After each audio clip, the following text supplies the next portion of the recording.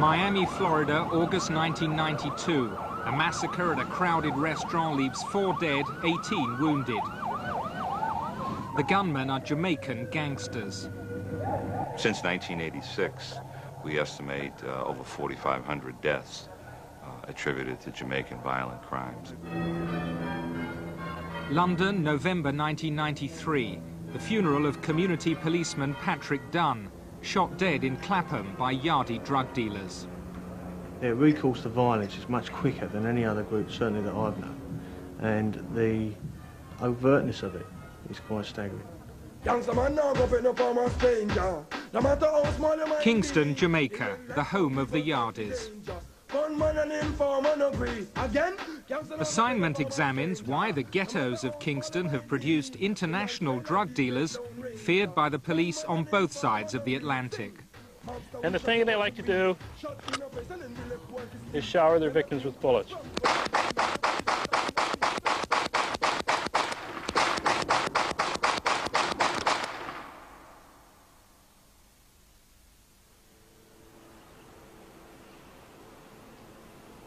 Maypen Cemetery in Kingston, the capital of Jamaica. Here lie the gunmen, the hustlers, the drug dealers, the exploiters and the exploited. Many of those buried here never made it to the age of 35. Even the biggest of all are brought down to earth. And no one was more powerful than Jim Brown, the original Yardie. He was overlord of a community which became the crucible for a new breed of drug dealers. Under his control in the 1980s, the Yardie was born. This is the close-knit world of Tivoli Gardens in West Kingston. Drug dealers from Tivoli are found in London, New York or Miami, but they never sever their links with home, which they call their yard. Tivoli was Jim Brown's yard. Here he was revered. Jim Brown was a community leader in our area. He was loved by everybody, old, middle-aged, young, everybody. Jim Brown bankrolled Tivoli. Much of his wealth came from crack dealing in the United States. His gang, the Shower Posse, led the Jamaican assault on the US drugs market. Some of his riches came back to Tivoli and helped fund community projects. Old people, they would come and hug him, kiss him. I know people love him off real because the person he is. Because the person he is. Always trying to help someone, say something to them, word of encouragement, saying to the kids, talking to the kids, telling them that they must try to achieve a better tomorrow because, you know, they have to go to school and things. He's a principled person. Believes in a lot of principle. Jim Brown came to Miami in 1984 to see what was going on with his Shower Posse and their drug dealing activities. And while he was here, in November that year, he walked into a house and executed 5 people. He walked around each one of them and shot them in the head with a .45. Jim Brown is a bad, bad man. When he was arrested at the request of the Americans, he faced charges of murder, drug trafficking, extortion. From prison, he fought a legal battle against extradition. He lost the fight, but he never stood trial in an American court.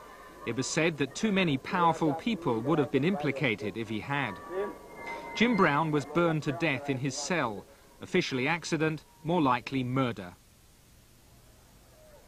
Edward Seaga, the former Jamaican Prime Minister and Jim Brown's patron, led a funeral procession of 35,000 people.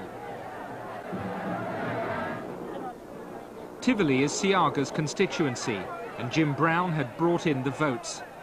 His drugs gang had established the Yardie connection in the United States and Britain, but in Jamaica he remained a hero. Look at the man in terms of how the community respects and treats him as a protector of their community. Thank you.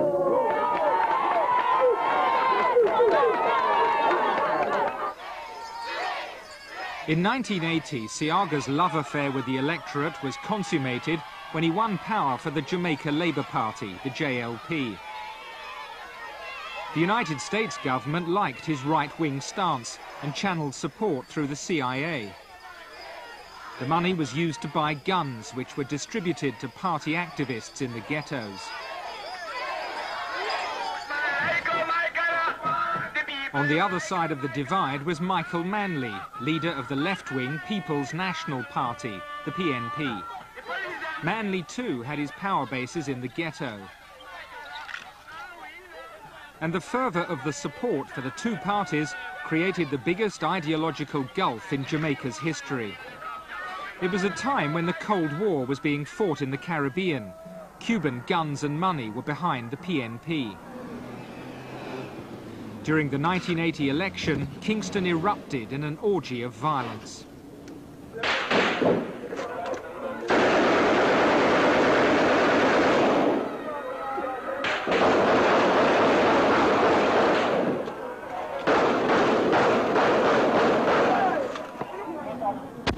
At least 800 people were killed as the parties battled for votes.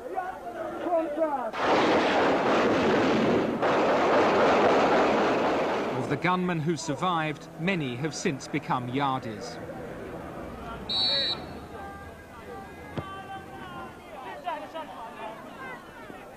Tivoli's world is still polarised. Every aspect of life is touched by political division. Kill him! Kill him, blood clot! Kill him! And as ever, Edward Siaga is present to express solidarity with the home side. These are his people, body and soul.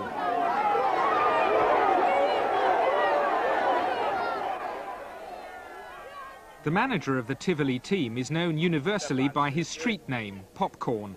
He's an activist for the Jamaica Labour Party. Anyway, everything all right, I go down the line.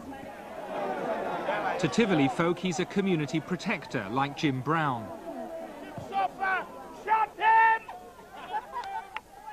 In the 70s, Popcorn was a JLP gun runner.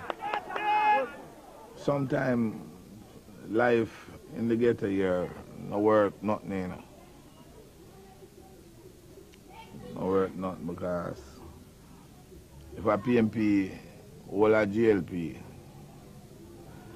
if him not cut him up, him shot him. And at the same thing, two sides.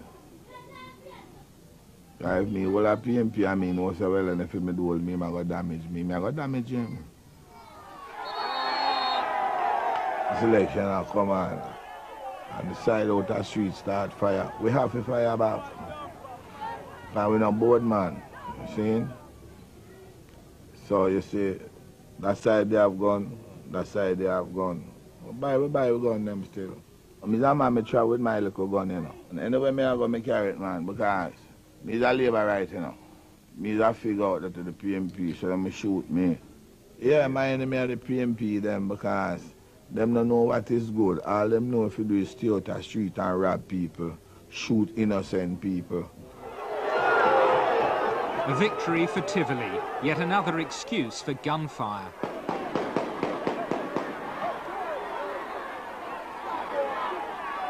In the ghetto, the legacy of the politician is the M16. Tivoli Gardens was the birthplace of the Yardies, but it's in central Kingston where many of the most active dealers and gunmen are now found. Within the area, there are two distinct ghettos. The PNP stronghold with the unlikely name Tel Aviv, and its neighbour Southside, which is unequivocally JLP. Separating the two is Rosemary Lane, the front line. It's calm now, but at election times there's bloodshed across this line. And within these two enclaves, all authority rests with a series of street corner dons, and their role in the social structure of this city should not be underestimated. I began a journey across the ghetto, starting on the corner controlled by Chubby, a JLP fighter who's been in prison for murder. Chubby owns a bar, and like all the community dons, is known only by his street name. He's been a leading Southside don for 20 years, even surviving an attack by a PNP assassination squad.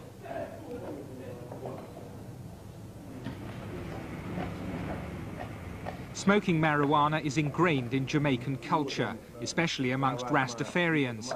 It's illegal, but here the authority of the police carries little weight.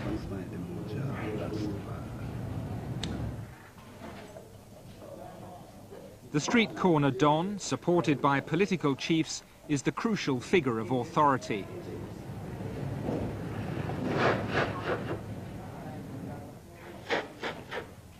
And to maintain control, he has to enforce an alternative form of justice. What happens to people that step out of line then? Sometimes they get beaten. Badly? Yeah, badly, and even the police don't like it. Within the community, you can quash certain things before it reaches law. Because you know, when you reach law, you can get a sentence. Might be a man might reach few licks, and that can let him behave himself. He might don't do that thing for the rest of his life. Chubby's domain is a bleak one.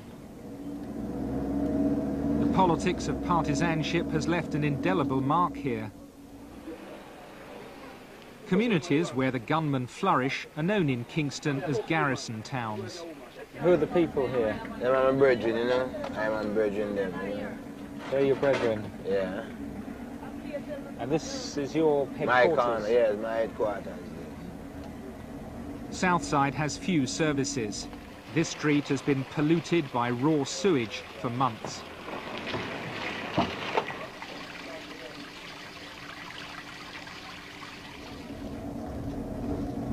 Most of the people in this area no jobs? Yeah, most of them. I'll call that 75% of the people not working. And who don't have no job, they got to hustle. Hustling means drugs. Dealing and using are part of the fabric of life. Half of all crack users are teenagers. How do people afford to buy crack? It's an expensive drug. Some who do it, them steal all them parents' things, rob outside and all them things, you know, to support their hobby. And then you have the crack, some crack people who smoke crack in this whole building over this side here, so. Crack is a uniquely addictive drug. The user will do anything for the next hit. The evidence of crack use is everywhere, but the profit margins for the drug dealers here are too small. The ambitious seek their fortune abroad, in Britain or the United States. Bordering Chubby's territory is Renker's Corner. The Renker's leader was Delroy Edwards, known as Uzi because of his use of the machine gun of that name. The Renker's gang still control this corner, even though their leader is serving 6 life sentences for murder in a US jail. Members of the Renkers formed a vicious Yardie gang that grew rich on crack trafficking in Brooklyn and London. Uzi was known for his brutality, but to those left behind, he was a benefactor. Send things, and when them even come in, send carry on clothes, support, send things. It make we all live good down here then. Everything's set for us.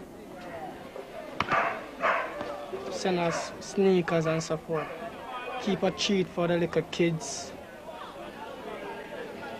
Give a little package to the old people and make everybody feel comfortable.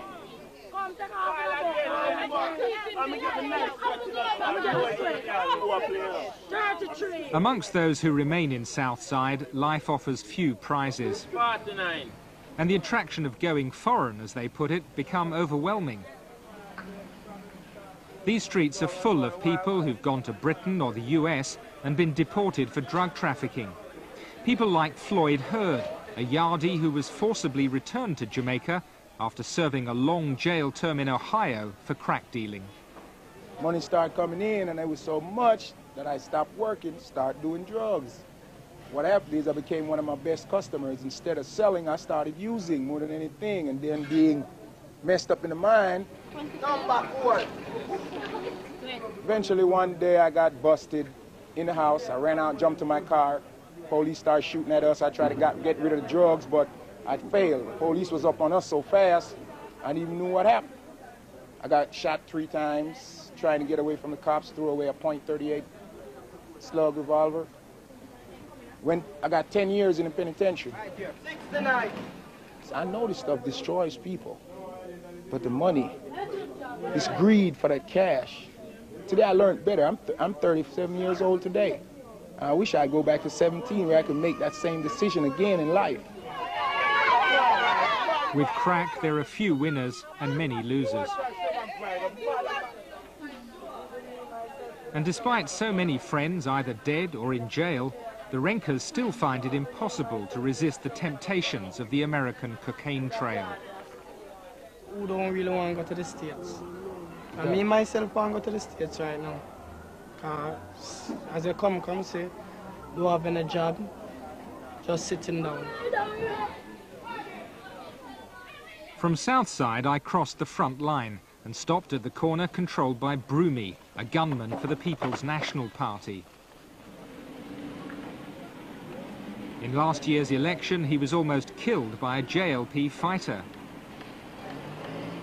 But surviving a bullet in the gut has merely enhanced his reputation. Broomy will spill blood for the politicians because of the help they give in return. So if a man have a little business and them want a little finance to deal it, they must give them a helping hand still. Give them a money or get some goods for them or so anything where them can get. It depends on where you want. If them have a place where them can get the items, then them get it and give. If them can't, them give you money and you would buy it and try to set up your little business and try to turn it over. And what do they expect back in return? So, well, in return, you know, what they expect if you just know, so we there, so know, say, we not going to change from them. I mean, say, at all time, them can rely upon we when election come on and know, say, we there to support them. Yeah. Many of Broomy's followers will take up weapons at election times. Amongst his crew are Yardie dealers like Thicker, who's chilling out before returning to the crack trade abroad. Thicker was earning £1,000 a day in Bristol before getting caught in a drug war. He says Yardies succeed because they're so single-minded. It's their willpower, it's their drive to go. You know what I'm saying? They love it. And because they love it, they'll do it full time. The English guys, like most Afro-Caribbean guys, they do it, but they've got other things to do, like, you know, drive around, you know, they love driving, you know, clubbing and things like that, you know what I'm saying? A lot of Jamaicans don't really go nowhere. They don't know where. They come from Jamaica and they go to Bristol. That's where they came to live in St. Paul. They know in and around Bristol, nowhere else. They outnumber, and the British guys on the front line, yeah, and they're more violent. They show more respect to Jamaican because, you know, the first thing you say is gunshot. I then moved on 100 yards to the territory controlled by Lockie. He's just been bailed on a murder charge. He was accused of killing a JLP opponent, but the politicians who protect the gunman got him off. It probably won't be the last charge Lockie faces. How old are you? 36. 36? Yeah. And that's quite old, isn't it? I mean, some people don't survive that long. Well, I respect most of my friends don't live that long. Many of them dead. That's my prospect. If I live till me even 100, I watch my grandchildren grow. You understand? But as I'm sure you say, most of the time people terminate such plan for you. Vendetta, right? So it just goes on and on? On and on. That's what I tell you, it's a generation thing. It never stop. My son's never come. This side and that side. I don't see me when them born with the tension and say, well, boy, them kill him uncle, them kill him brother. Oh, them boy over there, so well, it never stop.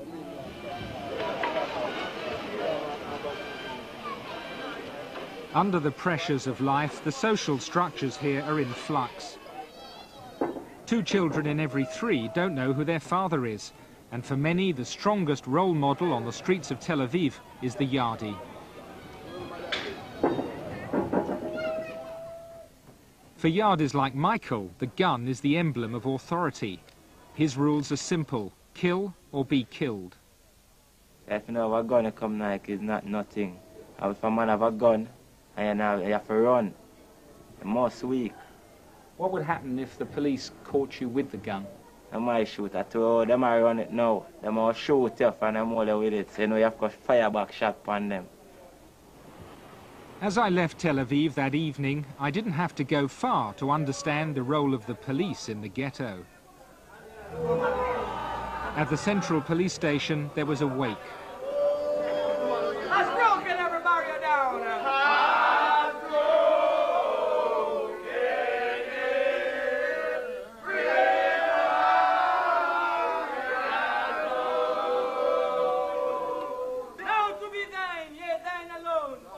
Sergeant Norton Stewart has been shot dead by a drugs gang.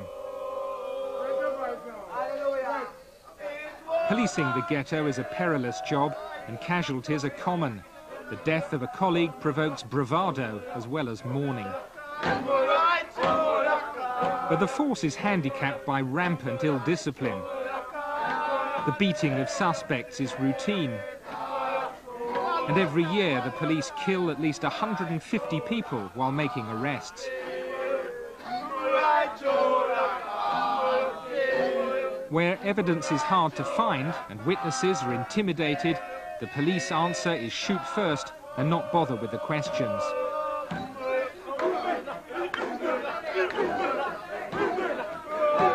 For years, corruption within the force has allowed some police officers to grow rich from drug trafficking. Some of the Yardies arrested abroad have turned out to be Jamaican policemen. For the dedicated, the rewards are few.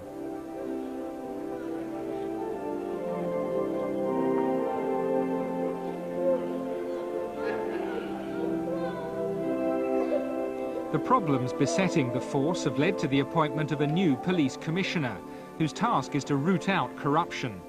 In his first 3 months, he's sacked some officers and demoted others.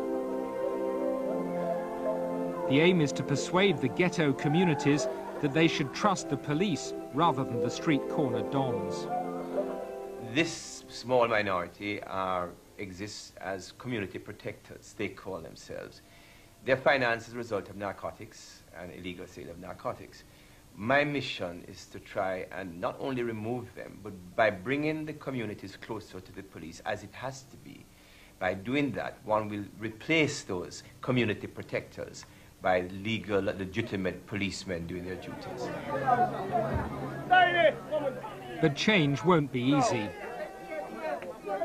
In the fight against Yardie crime, the police enjoy little trust. When British and American detectives have tried to track down drug dealers who fled to Kingston to evade capture, they say their requests for help from the Jamaica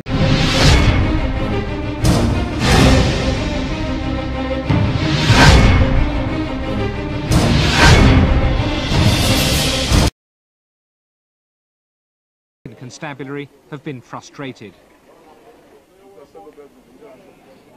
The police have failed to penetrate the heartlands of crime.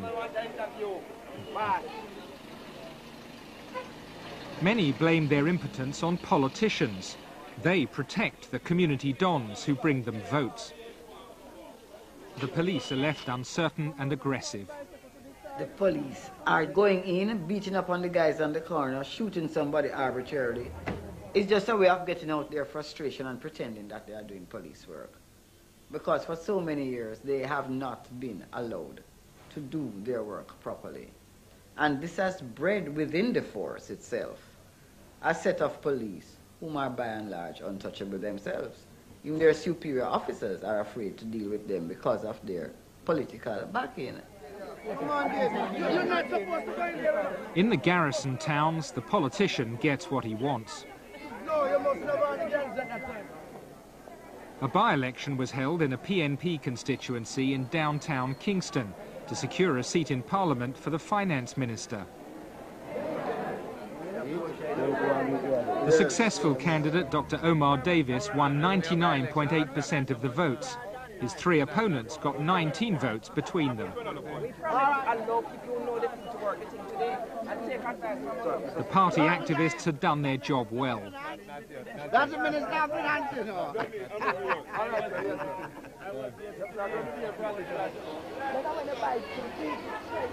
Jamaica has all the institutions of a democracy, but though speech is free, it's hardly candid.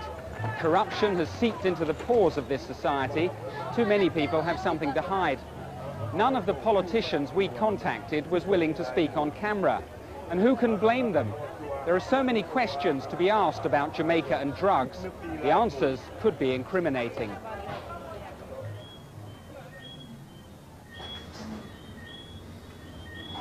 These rocks, cooked from powdered cocaine, are the lifeblood of the Yardies.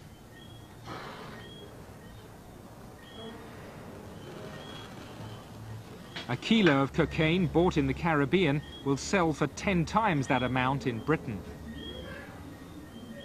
Converted to crack, the profit margin becomes astronomical.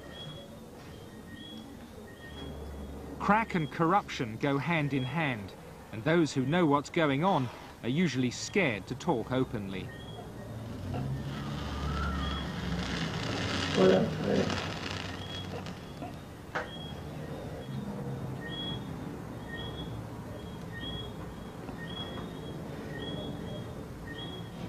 Politicians, police, businessmen, you name it. Everybody's involved somewhere along the line. Right through the ranks, right through the ranks, It's not only people from the ghetto here who are involved, because they don't have that vast amount of cash to supply the market, so, it's coming from people who have the cash to spend. Because a man in the ghetto, he can't find $100,000 to go and get coke.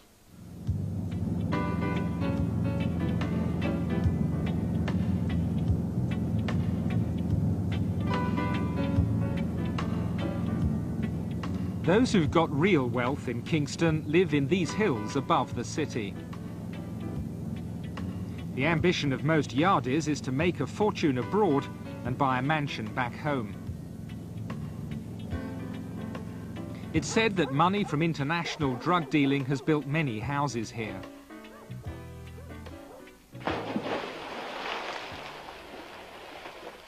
Danai Williams is facing a £100 million fraud charge relating to car imports. It's said that some of the luxury vehicles he brought in were for political friends. The Americans say his business is a front for the laundering of drugs money. He may face extradition proceedings for his part in a Yardie operation in Texas.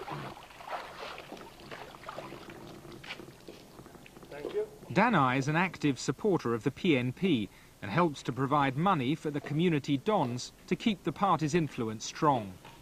He's confident that his political services will keep him well away from jail. The trial is not something that I can be convicted. There's no way I can be convicted. I don't have any worry about it. There's no worry in my mind or anything that there will be a problem out of this trial. Do you have friends amongst politicians or ministers? I mean, people that, would not want to see you convicted? Well, I wouldn't say yes and I wouldn't say no.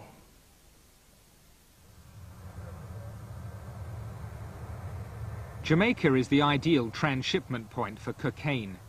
The powder comes in from South America by light aircraft or by sea.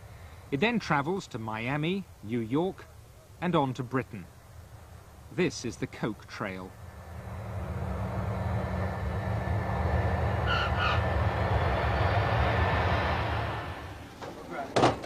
Kingston Airport.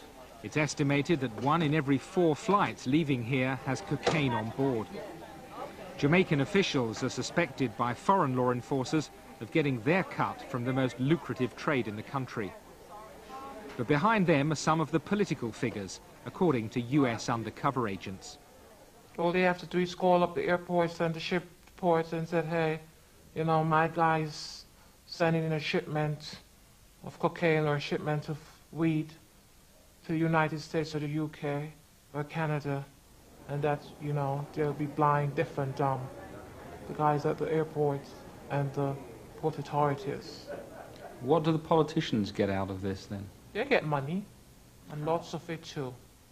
It goes on until they're out of power. Because this money here, they have to make the money when they're in power. That's when they're out of power, they have enough money in the Swiss bank or Bank Cayman to live a happy lifestyle after they retire from politics.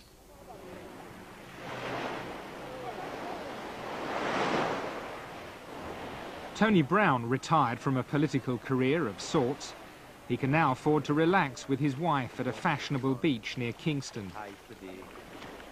He was once a top killer for the PNP. Now he's a Yardie drug dealer.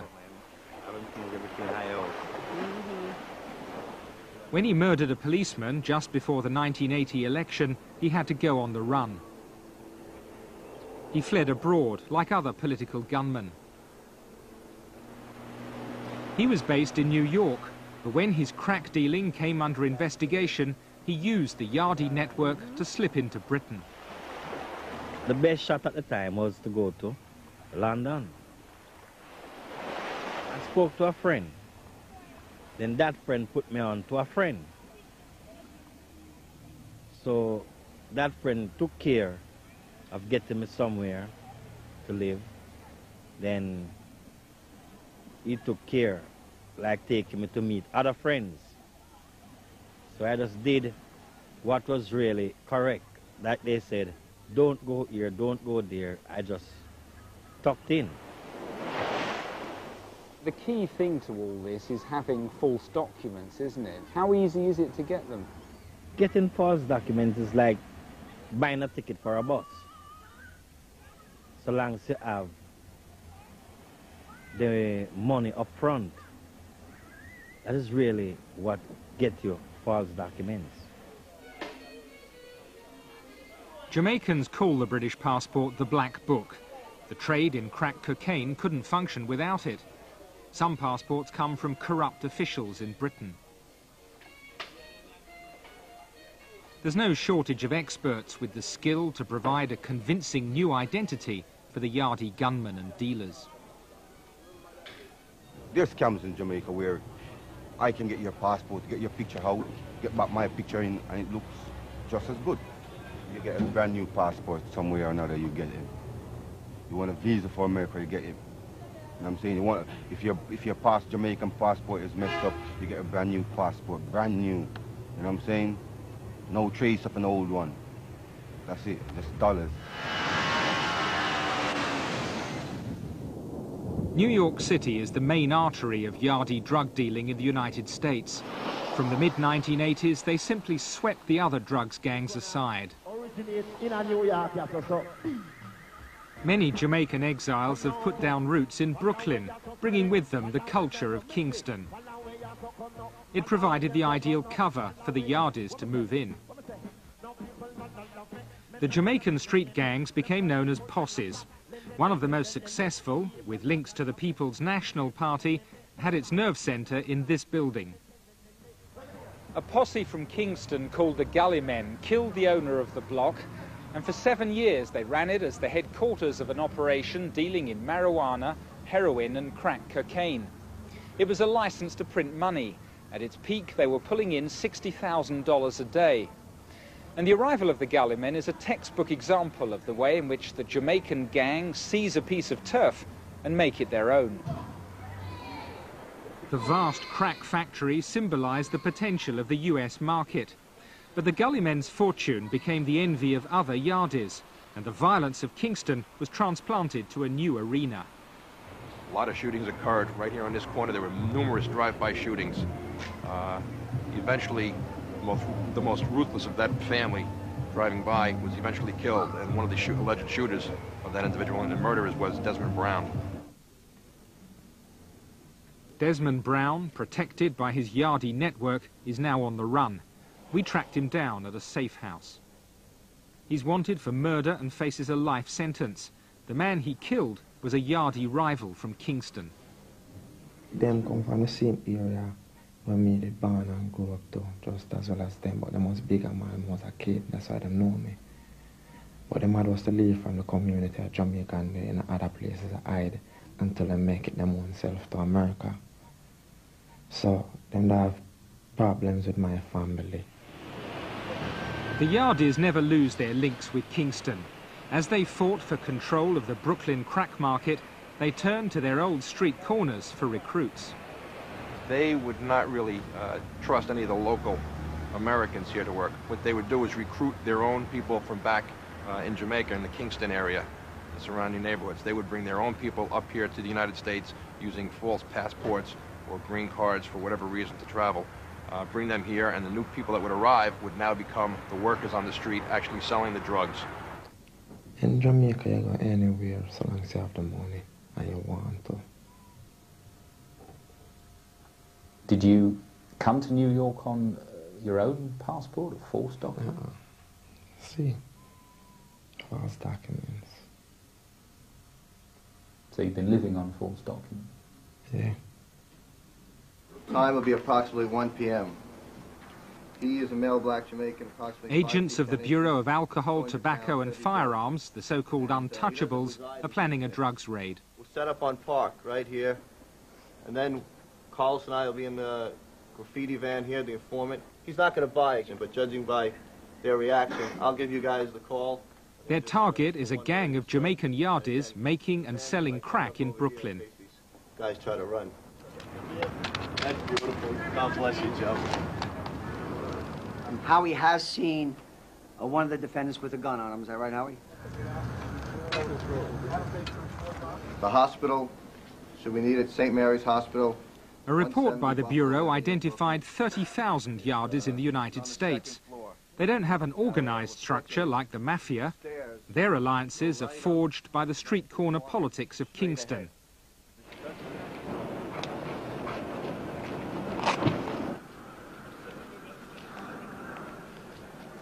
The only thing that would stop us from going in, if he says, we don't have anything right now, come back in a half an hour.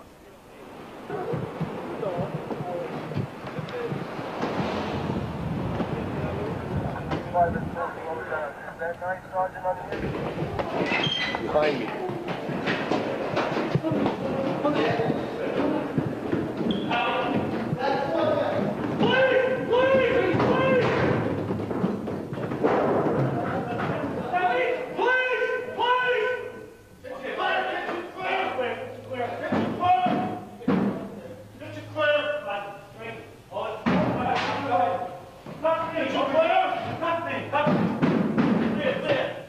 The raid is well timed. The agents find one of their targets as expected in this apartment. A second has been arrested at the front of the building. We got Dennis downstairs. Yeah. I'm sorry I didn't tell you that. With one apartment secured, it's learned there are suspects in another. Need the bunker and a rim. Bring the shit, Joe. Bunker. Hire, Frankie, hire. Police! Police! Police! Go, go, go! Police! All right, go, go, go!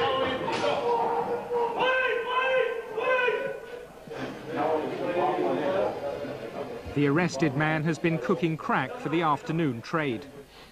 All right, we have stuff. We have product.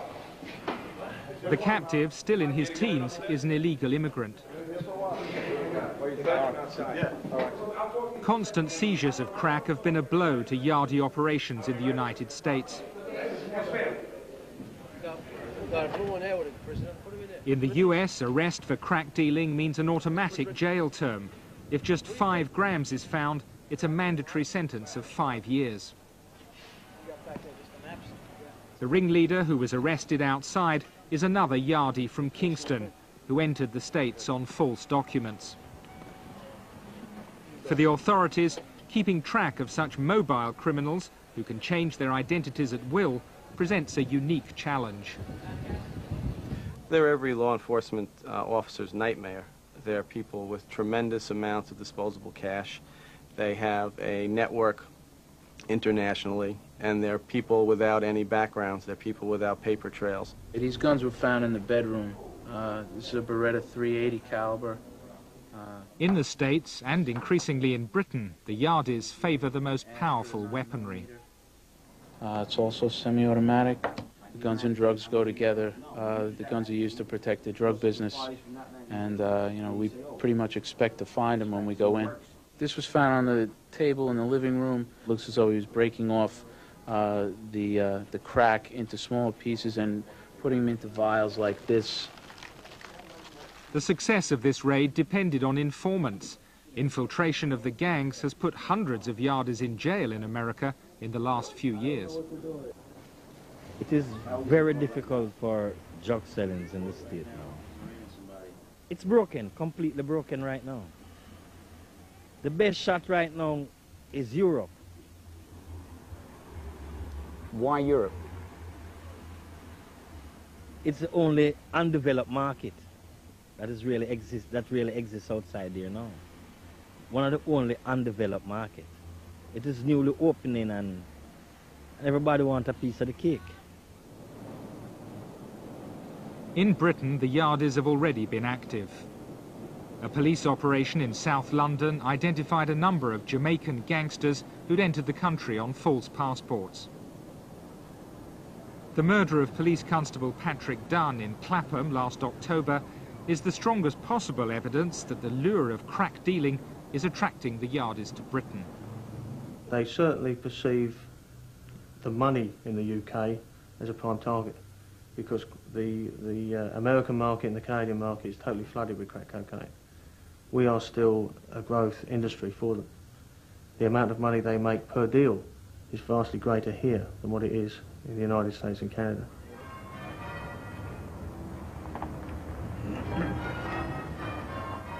The murder of PC Dunne led to police inquiries not just in London, but the United States and Jamaica. Faced with the Yardies, the police have been forced to adopt an international strategy.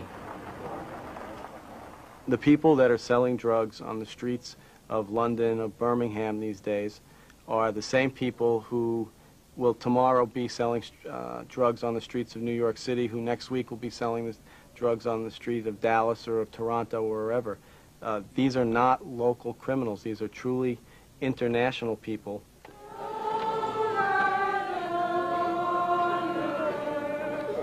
In Jamaica, amidst the daily violence, even the killing of a policeman is little more than another statistic.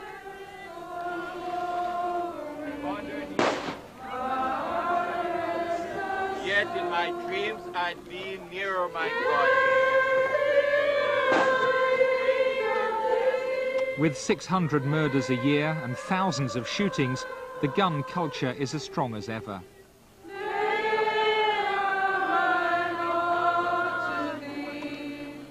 Politics at home and drugs abroad keep the killers in business.